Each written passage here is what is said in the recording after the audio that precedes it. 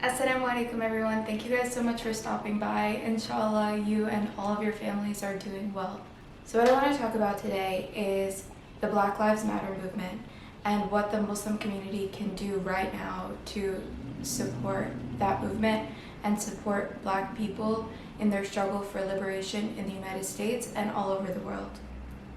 Before I begin, I just want to remind everyone that anything good that I say is coming from Allah subhanahu wa ta'ala, and any mistakes that I make are coming from me as a person.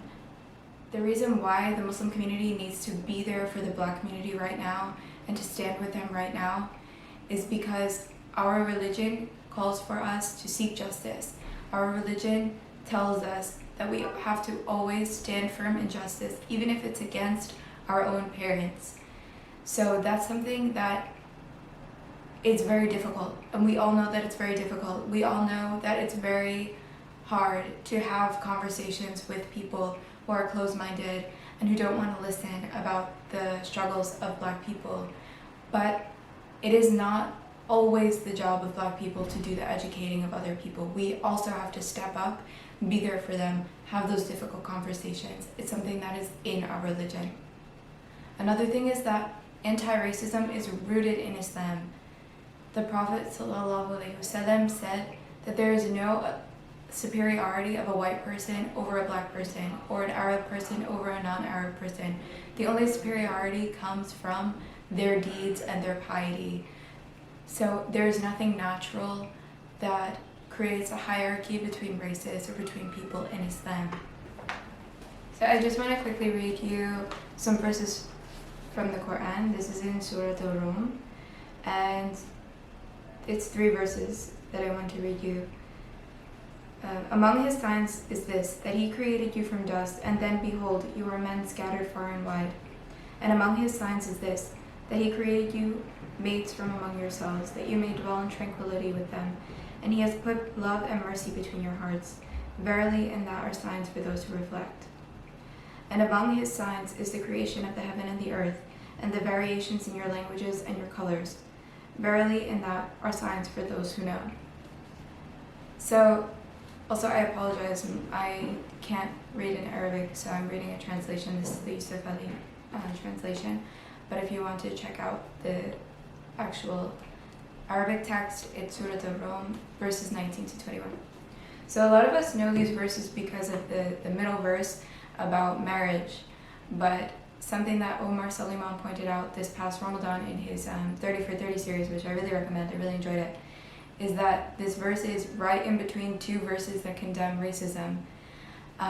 It says, Allah subhanahu wa ta'ala says that he created for us mates for marriage, but also in his signs are that he created us in different colors, in different languages, and he created us that way so that we can know each other, so that we can respect each other, and we can see how beautiful it is that we have these differences, not so that we can separate ourselves based on these differences, and certainly not so that we can oppress each other based on these differences. Another thing that a lot of people bring up all the time is that Islam created the tools that were used to eventually eradicate slavery. Now, of course, we have to remember that slavery in pre-Islamic Arabia was not the same as slavery in places like the United States. It wasn't something that was always based on race relations. A lot of the times it was a solution to a very difficult problem, which was what to do with captives after wartime. That's a huge topic and not something that I really want to go into, but it's something that reminds us that one of the goals of Islam was to liberate enslaved people, and not only that, but to confirm the dignity of people and to raise their state in this world and not to oppress them. So if we just simply bring up the point, well, Islam eradicated slavery, okay, that's great, but that doesn't do anything for right now. We have to remember, we have to use that history, we have to use that element of our deen to implement it into the movement right now, and to say that we can use this foundation as a way of liberating people today and liberating people in the situations that they are in today, and the forms of modern day slavery in terms of prisons, which are basically slavery, where at least in the United States, private prisons have contracts with the government so that they can make more money by enslaving more people. It's something that still exists, and it's something that we can work with our deen to take steps to eradicate. Another thing that people always bring up when they talk about Islam and race is that Bilal radiallahu anhu, who was a very important companion of the Prophet, was black. Now, he was an amazing man. He's someone that we should all read about, someone we should all emulate for his incredible iman, his incredible strength in persevering through torture and continuously standing firm in his belief that La ilaha illallah. But just simply being dismissive of racial problems and saying Bilal was black, as if to say there's nothing else we have to do because there was a very prominent black figure in Islam, is something that is hurtful for people for black Muslims and for black people, because they feel like we're not actually putting in the work to take steps to move forward by just simply saying this was something that happened in history, as if the problem is gone.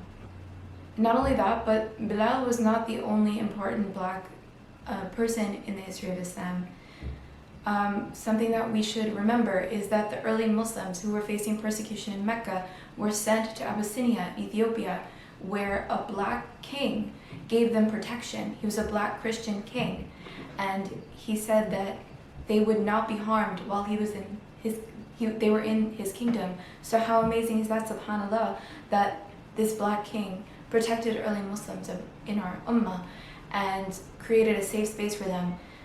These are people that require our appreciation and require our remembrance, and we have to say thank God for those people who protected our early ummah. And how dare we oppress or not respect their descendants.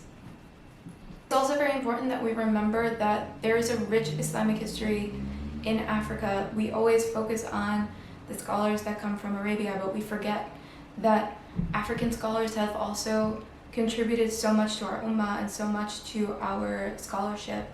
In Mali, in Timbuktu, there was the Sankora Masjid in the 14th century. And I just want to review it really quick. This is actually from Wikipedia, but there's so much information about it. I'm also going to link some below, some things that I watched while doing research for this video, but this is just something really quickly. The Sankora Masjid, it became one of the largest collections of books in Africa since the Library of Alexandria. The level of learning at Timbuktu Sankora University was superior to that of many other Islamic centers in the world. The Sankora Masjid was capable of housing 25,000 students and had one of the largest libraries in the world, between 400,000 and 700,000 manuscripts. That's incredible, and that's something that nobody talks about. This was during the reign of Mansa Musa in the early 14th century. Mansa Musa, the king of the Mali Empire, was actually the richest king to ever live in the history of the world. He went to Hajj one time, and he traveled through Africa, and he had so much gold that just traveling through for about 3 days changed the market price of gold for years.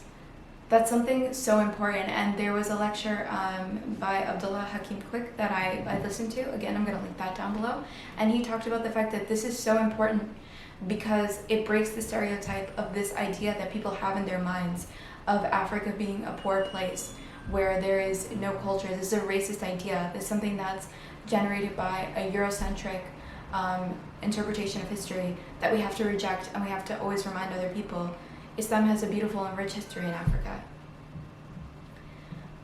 There was a great brother who gave a speech on Instagram, and I'm going to find it also. He talks about how it's so hurtful when people see him. He is a black brother. He memorized the Quran, mashallah. He's an amazing scholar. And people see him and they ask him when he converted to Islam, because they assume that because he's black, he must be a convert to Islam.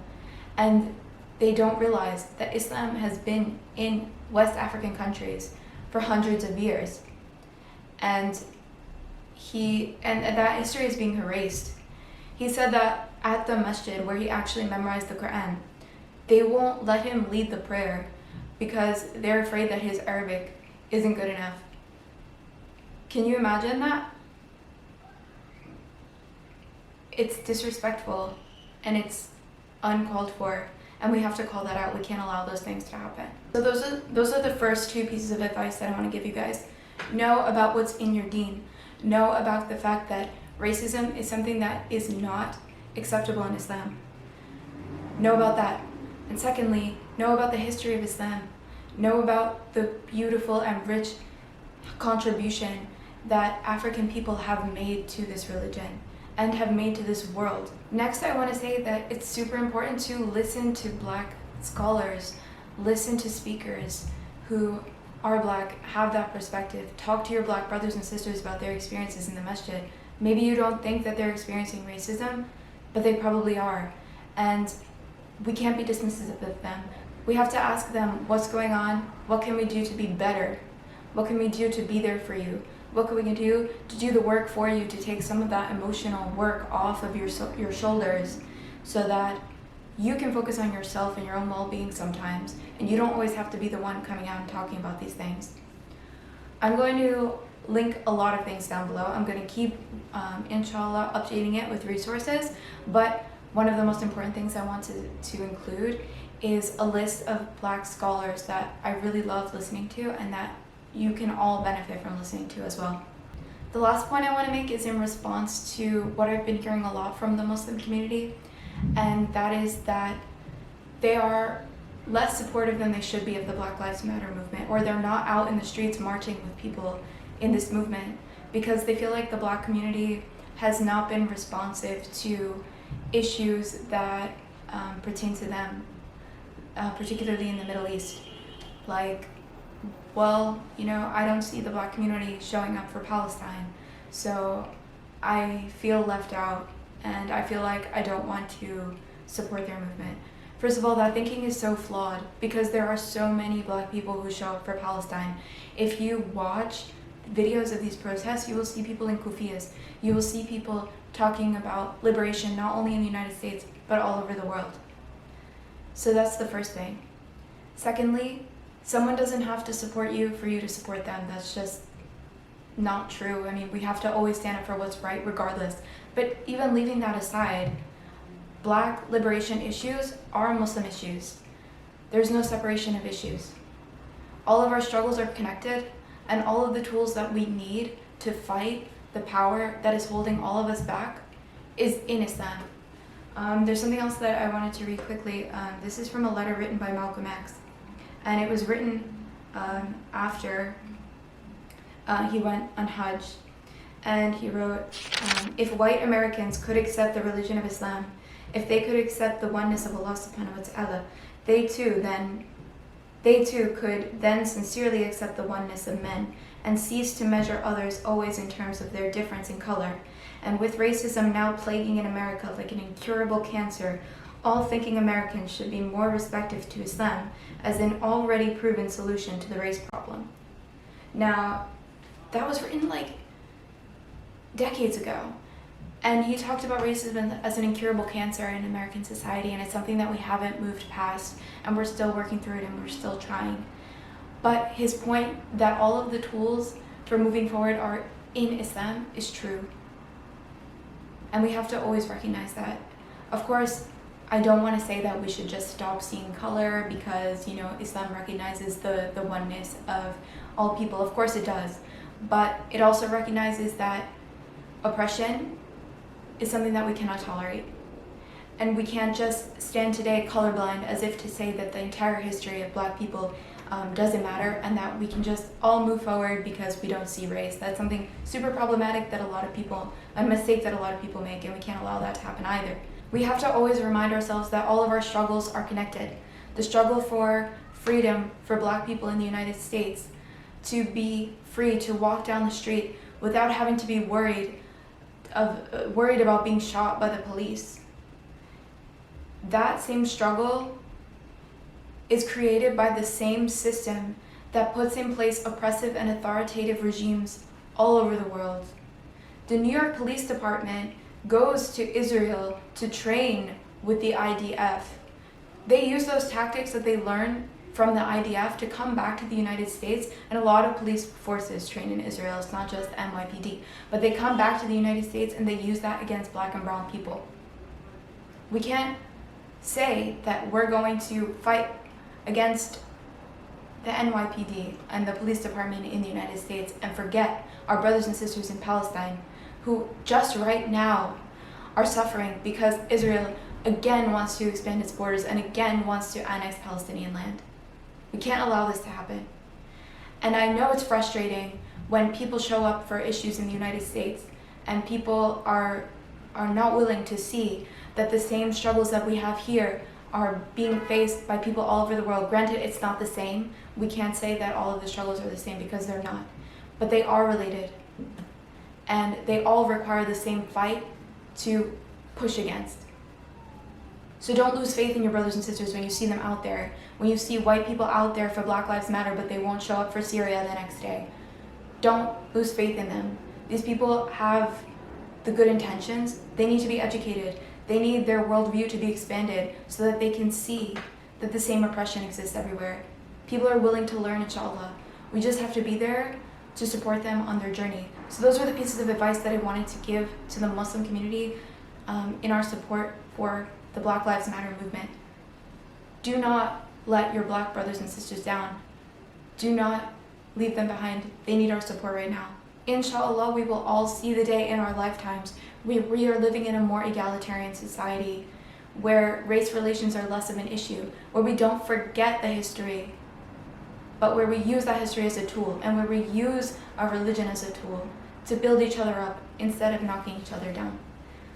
Assalamu alaikum. Thank you guys so much for watching, and inshallah, I'll see you all soon. Assalamu.